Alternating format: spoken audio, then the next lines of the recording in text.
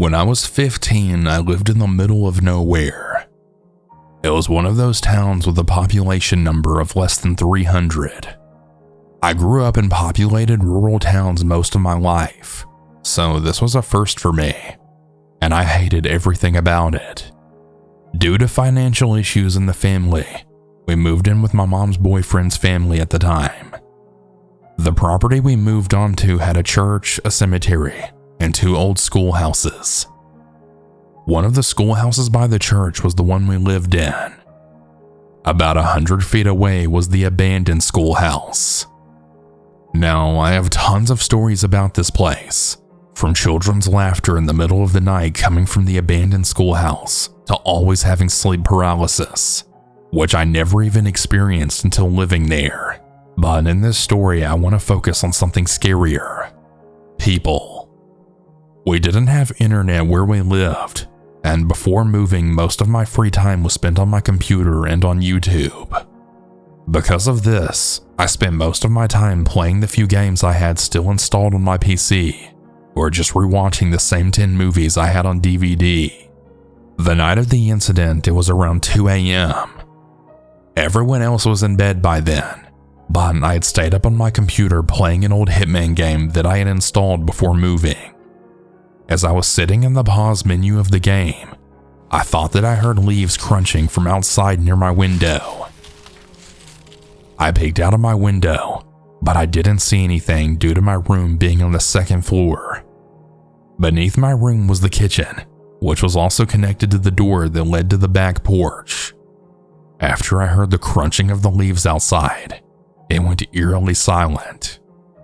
I was already on edge, but soon the silence was broken by our outside dogs barking aggressively all around our house.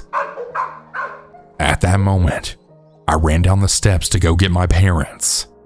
They had their room all the way in the basement, which meant I had to pass the kitchen to get to them. As I reached the bottom of the stairs near the kitchen, I started to hear banging and screaming from my right, which was where the back porch and kitchen were. At this time, I just froze. I didn't want to move and let whoever was there see me. Luckily, my parents heard all the noise too, and my mom's boyfriend met me at the steps at the same time the banging and screams had started. My mom's boyfriend had walked up to the back door asking what he wanted, and this is when things got weird.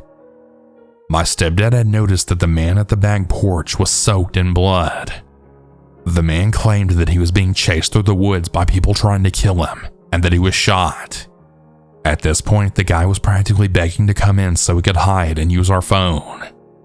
My stepdad had told him to back away from the door and to show him where he was shot, and this is where things got scary. The man then switched his story, and he told us that it wasn't blood. At this point, my heart sank, and my stepdad told me to grab the house phone and call the cops. As I was on the phone with the cops, my stepdad's sister had ran down the steps and gave her gun to my stepdad. At this point, it became a waiting game, as I was on the line with the police waiting for them to show up, and during this time, the man was still begging to be let in. He said there were several people with guns around our house looking for him.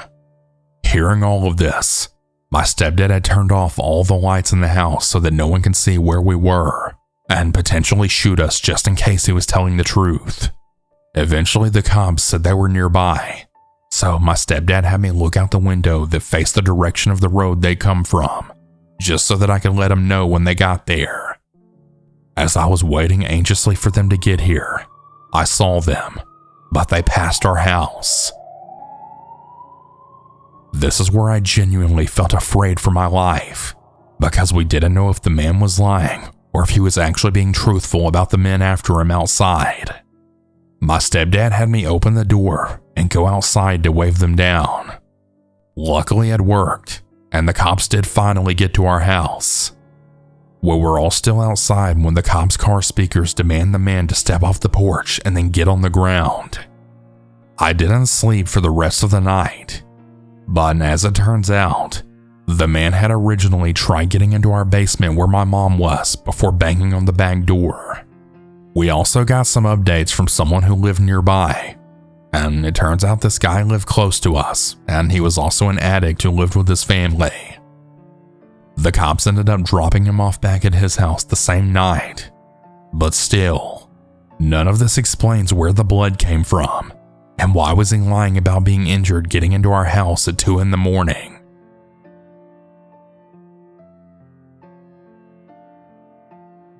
I'm from a small town in Mississippi. There was a new convenience store that had opened up. The sign was painted with vibrant colors, and it was very eye-catching. I drove by it pretty frequently. There was always maybe like 1 or 2 cars in the parking lot. It never appeared to be busy. One day I needed a pack of cigarettes, and I decided to stop there. There were no cars in the parking lot. I go inside and immediately get an uncomfortable feeling. There are 4 large men standing in a circle.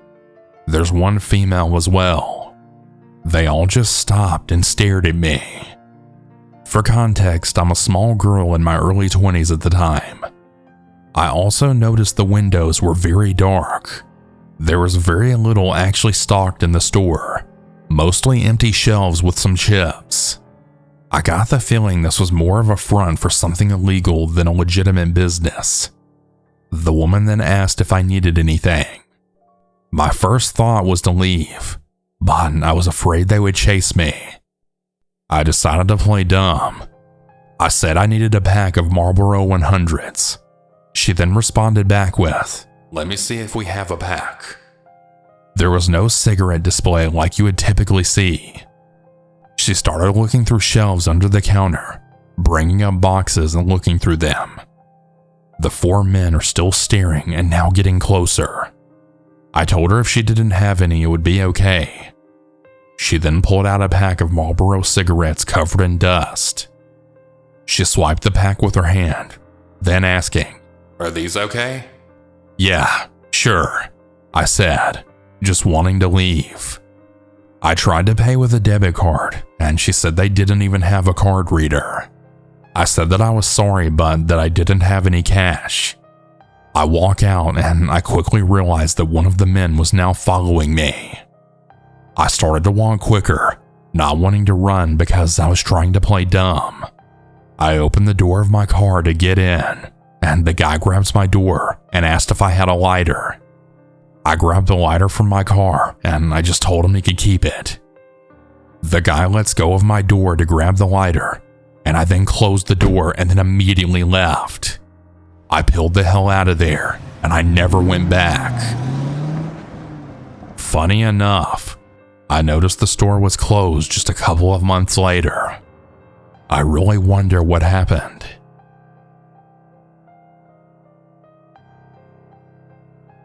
This experience happened at my uncle's house back in 2001. A little backstory to give more clarity about my experiences. I grew up in San Francisco, and after I graduated high school, I decided to move to a small town where my dad's family lives. This town was 3 hours south of San Francisco and had a population of about 70,000. It was a nice change to the big city life I had 14 years prior. When I finally moved, I went over to my uncle's house and I asked if I could speak to him briefly. He said sure, and then motioned for us to move to the little table next to the kitchen to then sit down and talk. I asked him if I could live with him and my aunt for a while as I attended community college, adding that I didn't like living alone in a new town that I just moved to.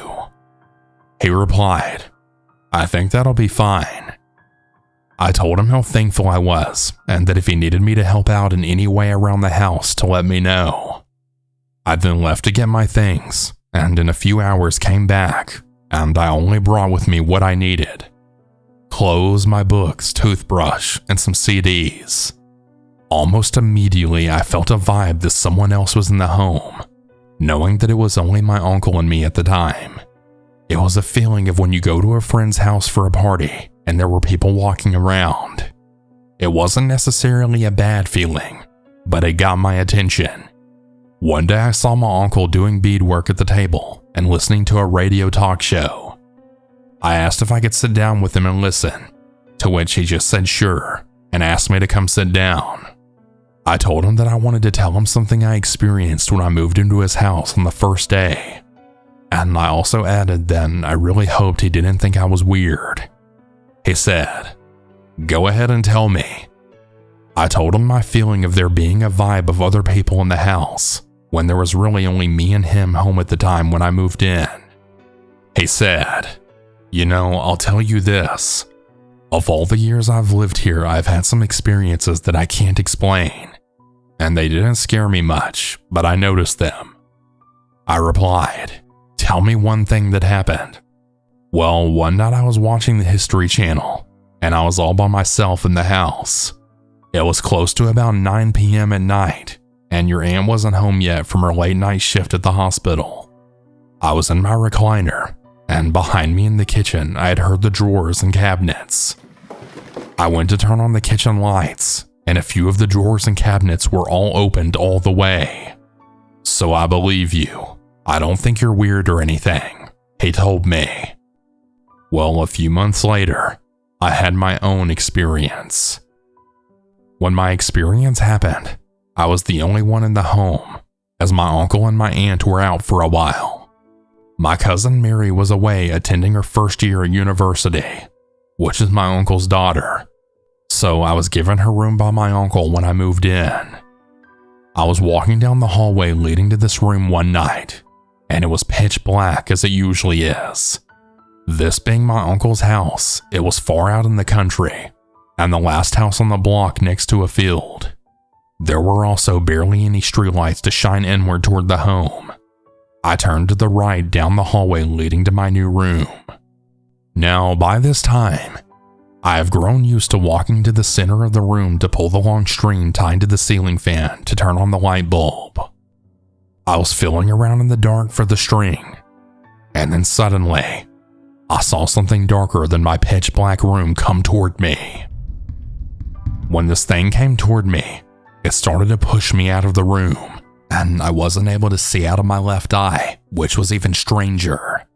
Of course, initially I thought it was a person, but while pushing me, I just knew that it wasn't a human, because it didn't have the characteristics of what a human's arms and body feel like.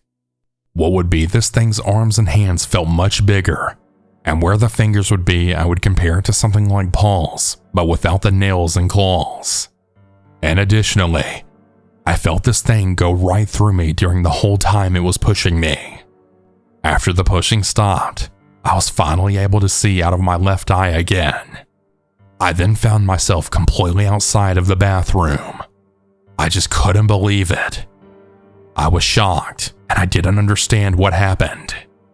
When I look at how far I was pushed out of the room from where my ceiling fan was to where I found myself, it was a total distance of about 8 feet. Whenever I look back on this experience, it's still one of the strangest ones that I've ever had in my life.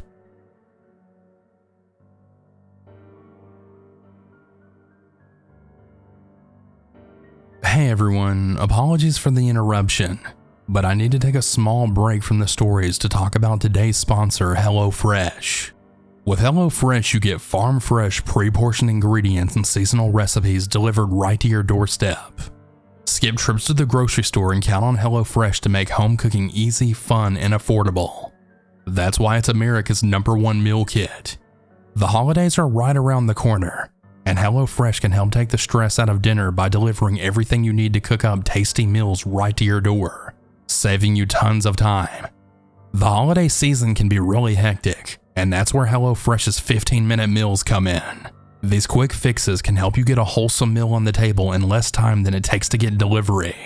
I like HelloFresh personally because it just makes everything so easy. I especially like it when I get home from the gym and I don't feel like cooking and looking up recipes. But with HelloFresh, it makes it effortless because they've got everything you need right there. Go to hellofresh.com/cannibalfree and use code CANNIBALFREE for free breakfast for life. 1 breakfast per box while subscription is active. That's free breakfast for life at hellofresh.com/cannibalfree with code CANNIBALFREE. HelloFresh, America's #1 meal kit. I grew up in a small town in the UK, the kind of place where everyone knows everyone, and no one ever keeps secrets for very long. When I was 13, I had made friends with a girl who lived in a house directly behind mine, and we started hanging out after school. We didn't do much. When we weren't at one another's houses, we would just visit the local park or wander around the street talking about school drama. My friend smoked cigarettes, but I didn't, as we were underage and she would steal them from her dad, or she would pick up used ones off the ground. Yeah, she was gross for that. Anyways, in our street we had a neighbor who I'll call Margaret, fake name for privacy reasons. She was 60 at the time, and she was known as the stereotypical crazy cat lady. She lived alone, and many people in the town shunned her because she was very unhygienic and odd. She always smelled like cat urine, although her cats were well cared for, so I don't know why she smelled like that. Anyway, she used to hover around my friend and I. I'll call my friend Olivia. Olivia and I got the bus back from school, and we had to walk past Margaret's house to get to ours, as it was the quickest route. Margaret would stand at her garden gate and strike up a conversation with us on most days, which annoyed me because I wanted to get home, but Olivia always stood to chat. Sometimes when we were out wandering, she would try to talk to us then as well. She figured out that Olivia smoked. I don't know if she smelled it off of her or not, but Olivia admitted it when Margaret asked her about it. She told us to wait a second, then disappeared for a minute and came back holding 2 cigarettes. She went to hand one to me, but I refused. She then handed them both to Olivia and said, "More for you," and then grinned at Olivia.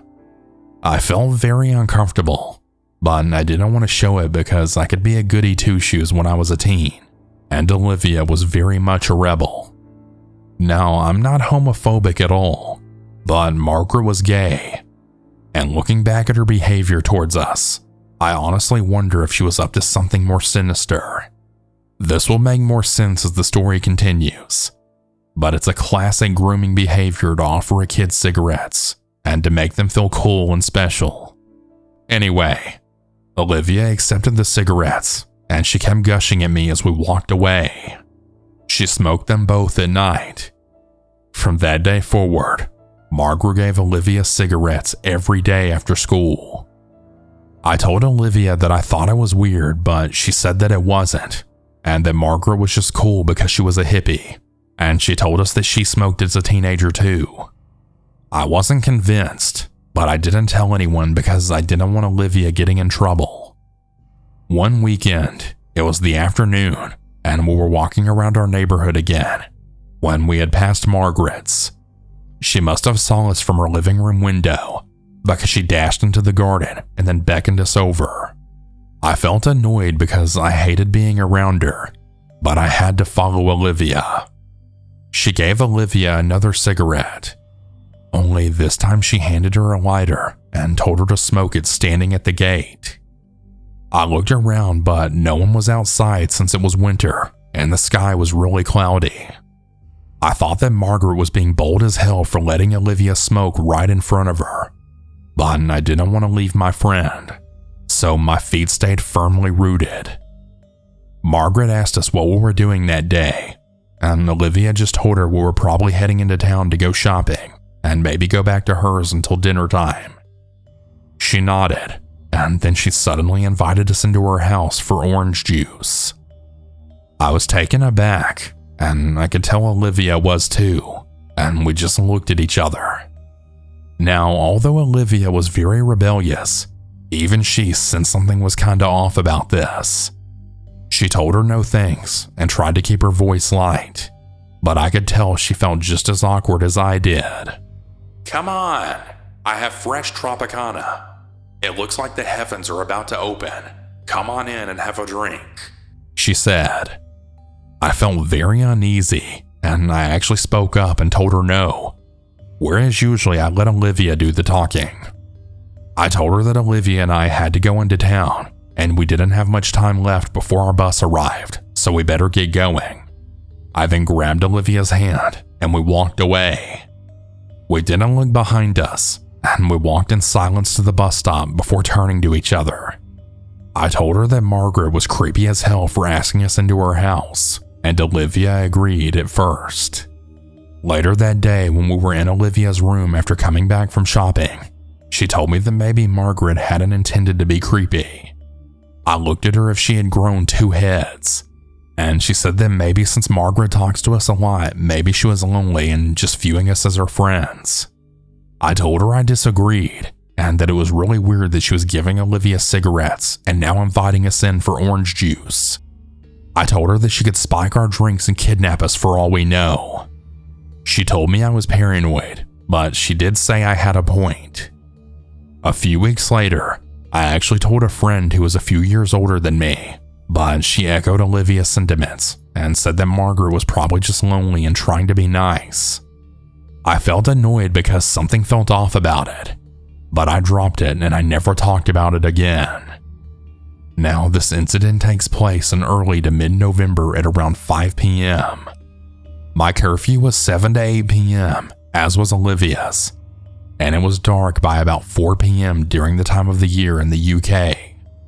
Our neighborhood had these mossy steps, and if you walked up them, it was a shortcut to Olivia Street. And if you walked down, you got to my street, if that makes sense. The stairs could be sat on, and they had hedges and bushes. So although someone's house was at the left-hand side of the bushes, it still felt secluded.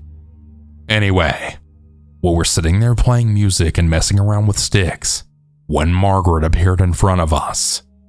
She walked up the steps towards us, and Olivia and I moved as to make a gap in the middle for her to squeeze through to get past us. She was walking her dog, which was a golden lab. We patted him and said hello when she was walking past. She didn't hover around, which was unusual, but we didn't pay too much attention. About half an hour passed, and we were still sitting there. We were just talking when I told Olivia I felt like we were being watched. Olivia said it was just the darkness making me feel that way, but I couldn't shake the feeling. I don't know how much time passed, but we heard a shuffling noise, and both of us turned around.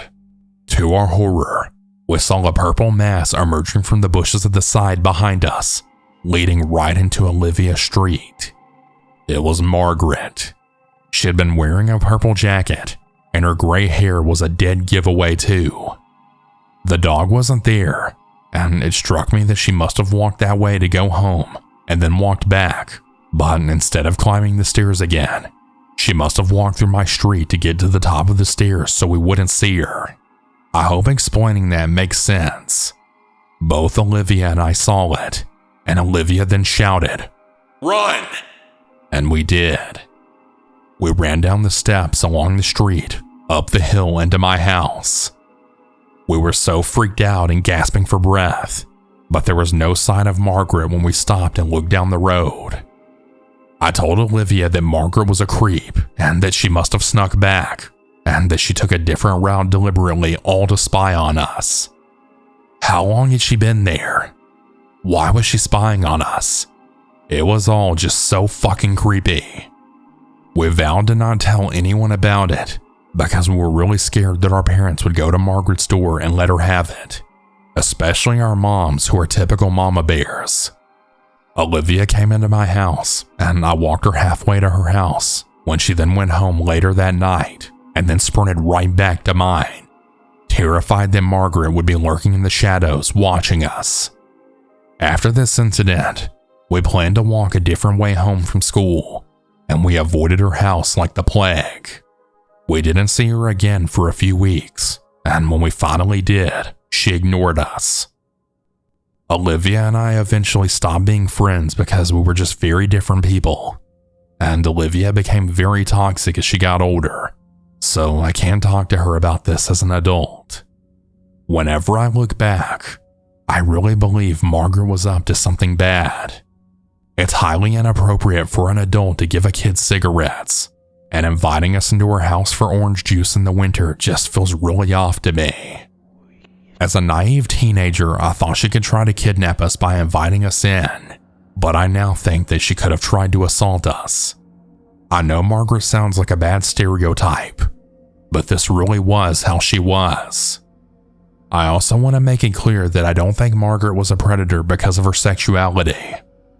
I think she was a creep because of her behavior and how she targeted us, especially Olivia, because she viewed us as ideal targets for whatever twisted reasons.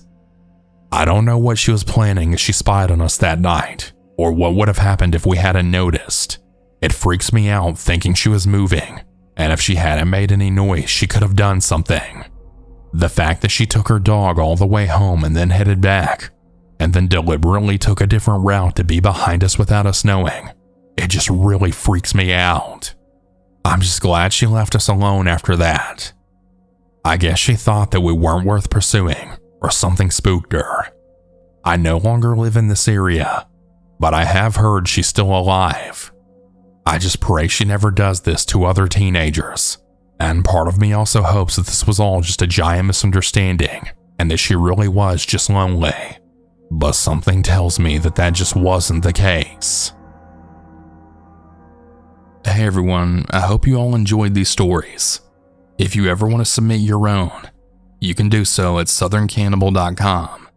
Have a good night everyone, and remember to always stay